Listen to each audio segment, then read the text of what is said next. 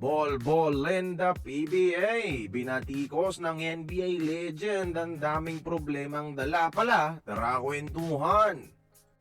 May bol na ang TNT ni Chot Reyes mga idol. Set na ang import nila para sa PBA Commissioner's Cup.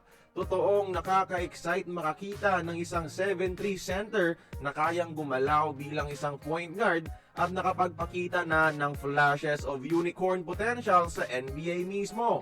Kaya masasabing para sa iba, overpower ito sa PBA. Pero, bol can still be a case of a too good to be true dahil sa likod ng bol may nakatagong mga concerns mga idol.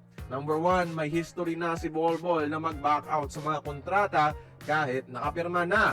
Pinaasa niya last Olympics ang South Sudan bago mag-back out last minute kahit nagbigay na siya ng commitment sa bansa.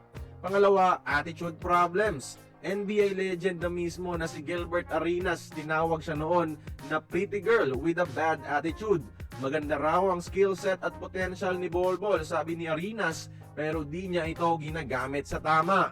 At kaya daw nasasayang ang kanyang potential dahil di niya ito tinatrabaho. Kaya heto, free agent sa NBA si Bol at dito na napunta sa PBA. Pero playing in the PBA for someone na galing sa NBA also comes with a concern. Especially yung endurance ng katawan ni Bol laban sa physicality ng PBA. Kaya ba niyang tumagal maging main man for 35 to 40 minutes kada laro while facing the brutality of the PBA's physicality? Average ni Bol mga idol sa NBA is hindi rin katagalan yung minuto. Mabibigyan lang yan ng kasagutan sa simula na mismo ng konferensya. Pero sa ngayon, napakagandang potential sa PBA ang dala ni Bol ni Coach Chot mga idol. Fresh new start ito sa kanya para ipakita na kaya niyang maghalimaw at tikat ito pabalik ng NBA.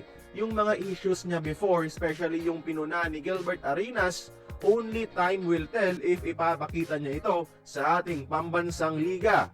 Like nyo itong video mga idol if excited din kayong makakita ng mahabang si Bol. Kaya kayo, i-predict nyo nga sa ating comment section ang stats ni Bol sa PBA. Join the conversation, magkomento lamang sa ibaba.